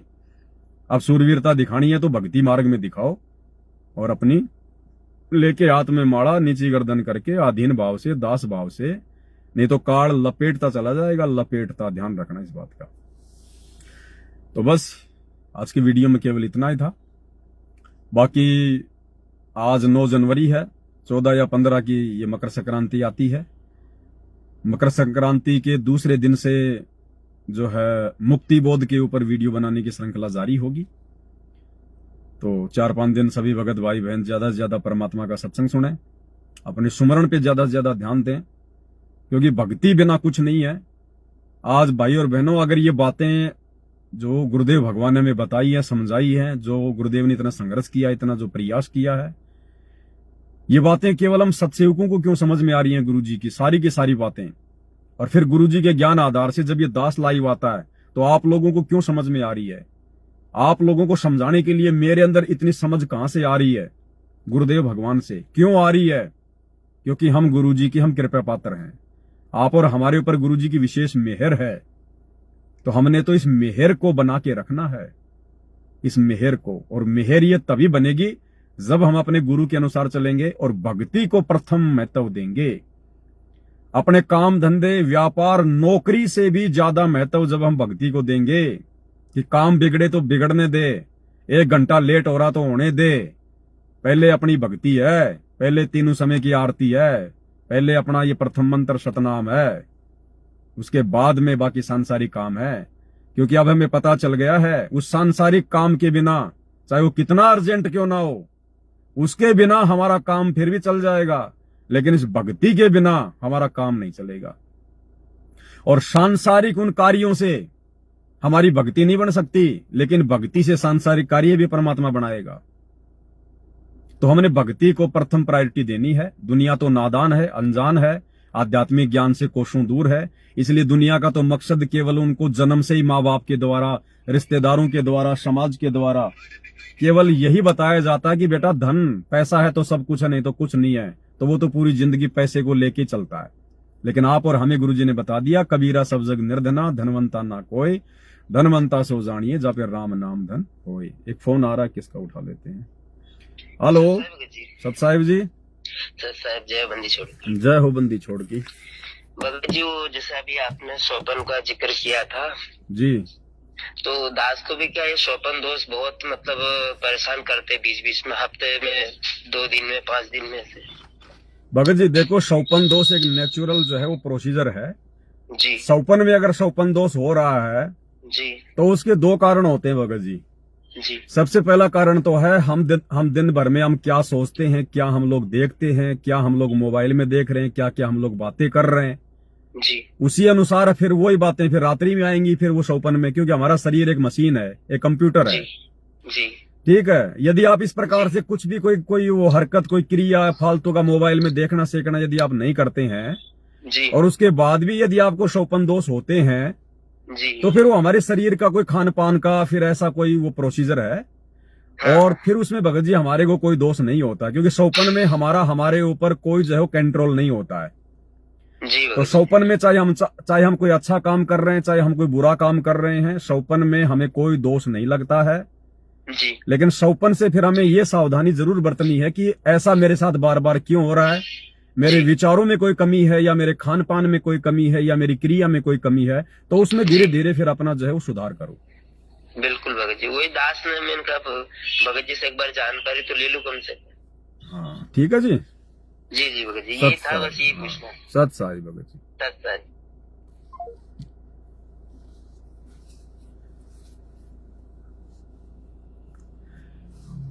दूसरा लास्ट एक छोटा सा पॉइंट और है जो मुझे बताना था। अच्छा हुआ भगत जी का फोन आ गया, इन्होंने सोपन का जिक्र कर दिया। दूसरा ये था भाई और बहनों, अब क्या कि हम लोग जीव हैं और हम लोग एक दूसरे के प्रति आकर्षित भावुक बहुत जो है जल्दी हो जाते हैं। ये एक जीव की एक कमजोरी बताई परमात्मा ने। इसका फायदा भी मिलता हमें और इसकी एक कमजोरी भी है। अब फायदा जो मिलता है वो तो हमें मिल गया क्योंकि हमने गुरुजी को उसी भावुकता से लिया, हमने गुरुजी के सत्संग सुनने में रुचि दिखाई, तो हमारे को उस चीज का फायदा मिल गया। और नुकसान इसका यह है कि यदि अब हमने अपने गुरु के अलावा यदि किसी अन्य जीव को यानी किसी भगत भाई को ज्यादा महत्व देना शुरू कर दिया भावुकता में आके, उसकी किसी ऐसी बातों के ऊपर भावुक होके, तो फिर हम नुकसान उठा जाएंगे। तो बहुत सारे भाई बहन क्या करते हैं, भगत जी मुझे ये सपना आया, भगत जी मुझे वो सपना आया। तो भगत जी देखो, दास कोई काउंसलर नहीं है, दास ने कोई कंसल्टेंसी कोई कंपनी नहीं खोल रखी है कि आप लोग मुझसे शेयर करो फिर मैं आपको बताऊं। भक्ति मार्ग से संबंधित बातें, गुरुजी के ज्ञान से, सत्संग से, पुस्तकों से संबंधित बातों के लिए आप भाई बहनों से डिस्कस 100 बार करो। लेकिन आपकी जो पर्सनल लाइफ है, जो पर्सनल जो परिवार का मैटर है, आपको क्या सपना आया है, अब इन चीजों के लिए भी यदि आप दूसरों पर डिपेंड रहना सीख जाओगे तो ये बहुत बड़ी कमजोरी है। ये भी काल ठगेगा फिर त्रिकुटी पे। भाई आपको गुरुजी ने ज्ञान दे रखा है, आप पे दया कर रखी है, आप जी भक्ति कर रहे हो। अब आप स्वयं उन चीजों का निर्णय करो कि मुझे जो सौपन आया वो क्यों आया है। मेरी दिन में किसी गलत हरकत के कारण आया है या किसी और कारण से आया है, या काल मुझे जो है डगमग करना चाहता है, या जो है परमात्मा मेरी कोई परीक्षा ले रहा है। तो अब उस भगत ने खुद विचार करना पड़ेगा। छोटी छोटी बातों के लिए दूसरे भक्तों पर डिपेंड होगे। भाई सतलोक आश्रमों से जुड़े हुए भाई बहनों की जो है ये गंदी आदत है। उनकी आदत तो काल ने जो है बिगाड़ दी है। कोई भी बात होती है अपने कोऑर्डिनेटर को फोन मिला दो, नामदान संचालक को फोन मिला दो। 4 नंबर इन्होंने सतलोक आश्रम के दे रखे हैं। भगत जी मेरी अरदास लगा दो, मेरी प्रार्थना लगा दो। अरे फिर भगत को कौन से दिन विचार करने दोगे? भगत भी तो विचार करे, वो भी तो थोड़ा दिमाग पे जोर डाले, गुरुजी के सत्संगों को आधार बनाए कि ऐसा क्यों हो रहा है। अगर दूसरे पे निर्भर रहोगे तो शरीर छोड़ने के बाद जब हम त्रिकुटी की यात्रा करेंगे वहां तो लाख परेशानी आएंगी। फिर किसको फोन मिलाओगे? वहां कोई नहीं होगा फिर। तो ये गंदी आदत है, इसको सुधारो। हेलो हेलो सतसाहेब बाबा जी, सतसाहेब जी, सतसाहेब।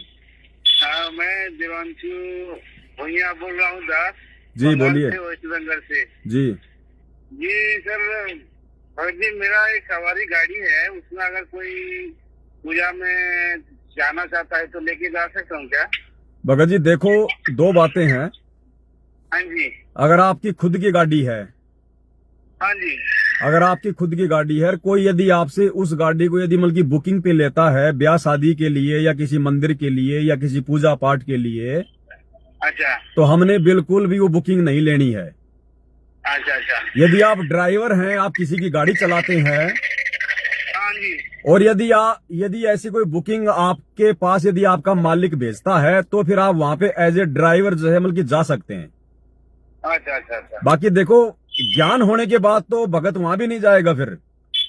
लेकिन वो एक मजबूरी बस हम लोग ऐसा जो है कर सकते हैं। लेकिन जिस समय में पूरा ज्ञान हो जाएगा ना, हाँ जी, हाँ जी। फिर भले हम ड्राइवरी कर रहे हैं, फिर हम ऐसी बुकिंग पे नहीं जाएंगे। हम जब भी किसी की गाड़ी हम जो है वो चलाएंगे, ज्वाइन करेंगे, तो हम उसको पहले बोल देंगे भैया कि मैं ये फालतू की जो ये बुकिंग वगैरह आएंगी कि भैया वो राम मंदिर में जाना है, वो मस्जिद में जाना है, वो जागरण में जाना है, भैया मैं ये बुकिंग वगैरह लेके नहीं जाऊंगा। आप मतलब उन बुकिंग के लिए कोई और ड्राइवर देख लेना। मुझे आपने जो ड्राइवर रखा है, जो मैंने देख लिया कि हाँ ये काम करने में मुझे दिक्कत नहीं है, मैं केवल वही ड्राइविंग करूंगा, फालतू की नहीं करूंगा। हाँ, नहीं मैं मेरा खुद का सवारी गाड़ी है। हाँ, तो आपने फिर इस प्रकार की कोई भी धार्मिक बुकिंग नहीं लेनी, कोई जागरण की, कोई सवामणि की, या दुनिया भर का जो आडंबर होता है, जो ब्याह शादी वगैरह। देखो भगत जी, बहुत सारी बातें हैं। भगत को बहुत ही लिमिट और सीमित वाला काम करना पड़ेगा, छोटा मोटा काम धंधा करना पड़ेगा। अब ये दुनिया भर के काम हमारे को ये फंसाएंगे भगत जी। हाँ जी, हाँ जी। तो हमने लफड़ों में नहीं पड़ना है। या तो उस गाड़ी को बेच बाज दो, कोई और देख लो अपना छोटा मोटा कुछ। नहीं गाड़ी नहीं बेचेंगे, लेकिन ऐसे काम में नहीं जाना है। हाँ भगत जी, ऐसे काम में नहीं जाना। बाकी आप अपना सवारी में चला रहे हो तो कोई दिक्कत नहीं है। अगर आपने कोई रूट ले रखा है उसमें कोई दिक्कत नहीं है। नहीं भगत जी, जैसे कोई मरीज हो गया मेडिकल हाँ मेडिकल में वो लेके जा सकता देखो, है। मैं क्या कह रहा हूँ, मरीज को ले जाने में दिक्कत नहीं है, किसी की डिलीवरी को ले जाने में दिक्कत नहीं है, हॉस्पिटल में जाने में दिक्कत नहीं है, कोई एयरपोर्ट से आ रहा है उसको लाने ले जाने में कोई दिक्कत नहीं है। जो बातें हमारी भक्ति मर्यादाओं में नुकसानदायक हैं, जो नियम हमें जो गुरुजी ने जो है वो दिए हुए हैं, उन नियमों से बाहर ना तो हम चलेंगे ना हमारी गाड़ी चलेगी, हाँ जी, वरना फिर हमारा सहयोग हो जाएगा उनमें। हाँ जी, हाँ जी। बाकी इमरजेंसी में ऐसे अगर कोई चीज है जिसमें कोई मर्यादा नहीं टूटती है, बच्चों को स्कूल में छोड़ना है या और किसी को कोई और जगह कोई छोड़ के आना है, कोई हॉस्पिटल में है, कोई इमरजेंसी है, उसमें दिक्कत नहीं है। लेकिन जो आन उपासना है, जो शास्त्र विरुद्ध जो बातें हैं, जो कर्म है, वहां यदि हम जाएंगे या हमारी चाहे वो गाड़ी जाएगी, उसमें नुकसान है। इन चीजों का ध्यान रखो। भगत जी और एक बात है, जो राशन की बात होता है, जो उसमें जो मोहब्बत में देता है सरकार ने, तो उसको तो हम लोग नहीं ले रहे हैं, लेकिन आप एक बार लाइव आए थे, बोला उसे कुछ मुद्रा दे के लेना हो तो ले सकते हैं। नहीं, मैंने ये कहा भगत जी, राशन चाहे सरकारी हो चाहे प्राइवेट हो, अगर सामने वाला यदि उसका पैसा लेता है, सरकार ने यदि कीमत उसकी निर्धारित यदि वो की हुई है, हाँ जी, तो वो कीमत दे के लेना है, वो कीमत वाला अनाज लेना है, चाहे सरकारी हो चाहे बाहर का हो। मुफ्त का हमने ना सरकार का लेना ना किसी और का लेना। नहीं भगत जी, मैं ये नहीं बोल रहा हूँ, मैं बोल रहा हूँ अगर राशन में हम पैसा दे के लिया, वो तो पैसा सरकार नहीं ले रहा है। ना ये गलती मत कर देना। अगर डीलर को यदि आप जी पैसा लेके यदि मतलब सस्ते के चक्कर में अगर आप गेहूं या कुछ और चीज आप ले रहे हो, हाँ जी, तो आपने तो उसको डीलर को पैसे दे दिए, डीलर थोड़ी देगा सरकार को पैसे, क्योंकि वो तो फ्री में आ रहा है। वही बात तो वो नहीं लेना भगत जी, वो फिर गलत हो जाएगा, आपके पैसे का दुरुपयोग होगा फिर। हाँ जी, हाँ जी। अगर सरकार की तरफ से अगर गेहूं जो चाय चीनी जो भी है, यदि उसका पैसा यदि वो निर्धारित है, तो वो पैसा दे के हम ले सकते हैं, बाकी वैसे नहीं। तो वही बात को लेके एक बार हम बहस हो गया, बोलता है ऐसे बोला, हम बोला नहीं ऐसे बात नहीं हो सकता है अगर किसी भाई ने मुझसे पूछा होगा तो हो सकता है मैं उसके सवाल को जो है मतलब समझ नहीं पाया हूँ। हाँ, वो समझ नहीं पाया, तो वो मेरे को बोला था, नहीं जो पवन भैया ने बोला ऐसे मतलब ऐसा कोई बात नहीं है, अगर सरकार लेता है तो हम उसको देंगे, बिल्कुल अगर नहीं लेता तो मैं कैसे देंगे। बिल्कुल, फिर नहीं लेना, फिर पॉकेट में हमको नहीं लेना है, पॉकेट में नहीं लेना, वो सस्ते के चक्कर में नहीं लेना फिर। हाँ, ठीक है भैया जी, सब साहेब जय बंदी छोड़, जय बंदी छोड़। सत्साई भाई और बहनों, दया है परमात्मा की। अब भाई और बहनों, अगर इसी प्रकार से अगर ये बातें ज्ञान चर्चा, परमात्मा इन्हीं बातों से तो प्रसन्न होता है। वो अंतर्यामी यही देखने के लिए तो इसी समय के लिए तो हिसार जेल में जाके बैठा है अपने मिशन के लिए। उसको इसी प्रकार के बच्चे चाहिए, उसको ऐसी ही संगत चाहिए जो अपने गुरु के ज्ञान को आधार बना के स्वयं डिसीजन ले, फैसले ले भक्ति मार्ग के, अपने सामाजिक जीवन के, हम कैसे अपनी मर्यादा बचा सकते हैं, कैसे हमारी भक्ति बचेगी।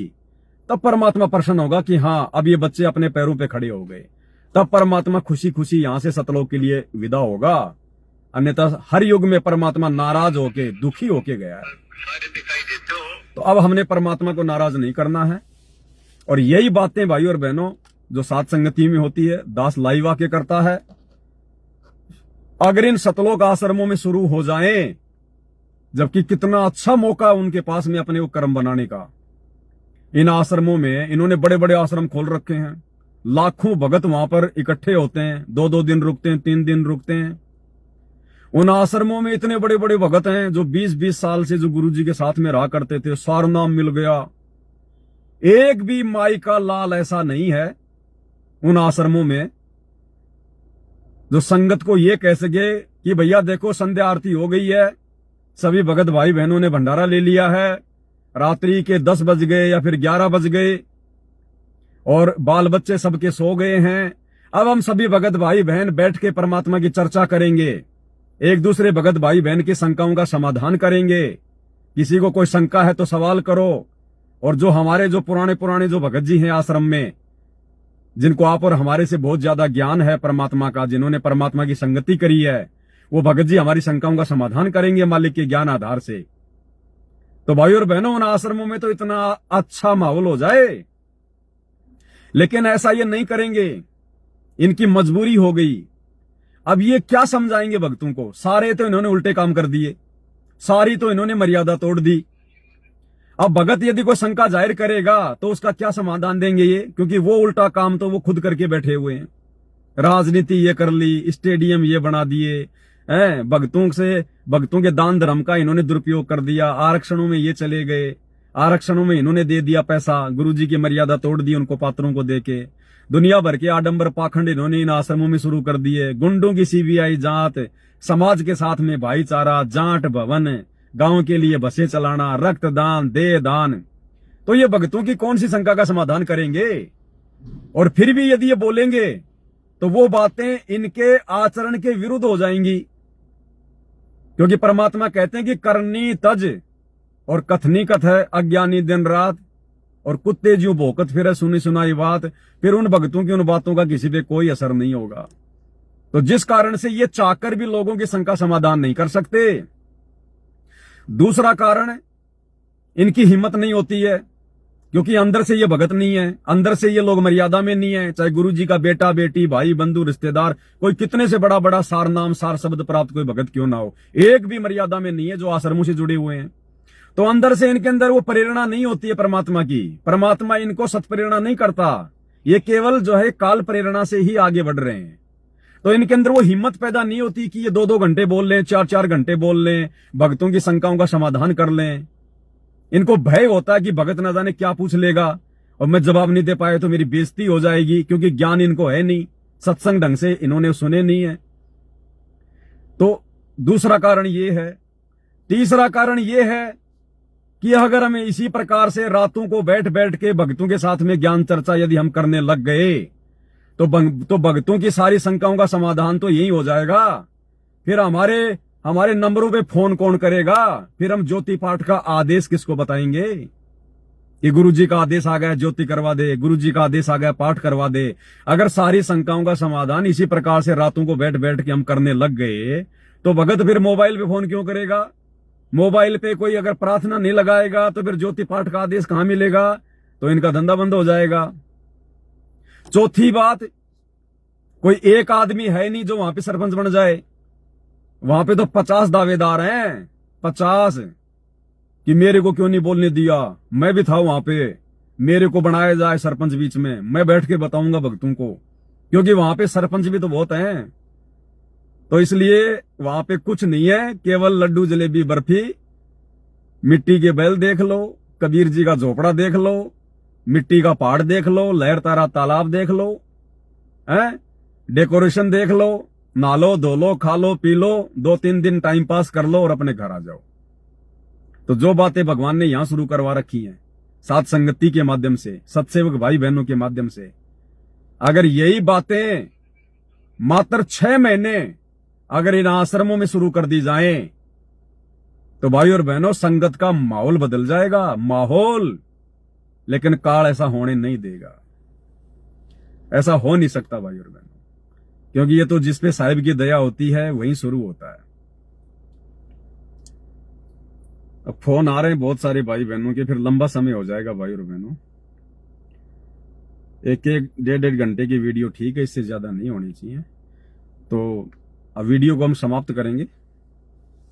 परमात्मा फिर दया करेंगे, फिर परमात्मा कोई प्रेरणा करेंगे तो फिर आप भाई बहनों के सामने आके वो बातें बताई जाएंगी।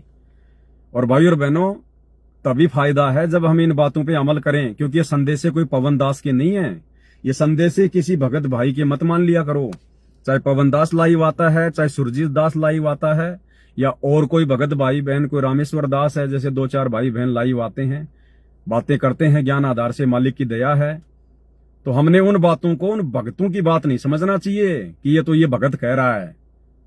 वो भगत चाहे जो मर्जी कह रहा है, उस भगत की उस बात को सुनो अगर समय है तो। और वो भगत जो कह रहा है और जो मानने योग्य बातें जो गुरुजी के ज्ञान से संबंधित हैं और जो आपकी आत्मा स्वीकार करती है, उन्हीं बातों को मानो। उन बातों को फिर ये ना सोचना कि ये तो भगत जी कह रहा है। वो भगत ही कह रहा है, भले मैं कौन सा भगवान हूं, मैं भी तो तुम्हारा जो है गुरु भाई हूं। तो फिर वो बातें उस समय उस भगत की नहीं होती है, परमात्मा उसे बुलवा रहा होता है।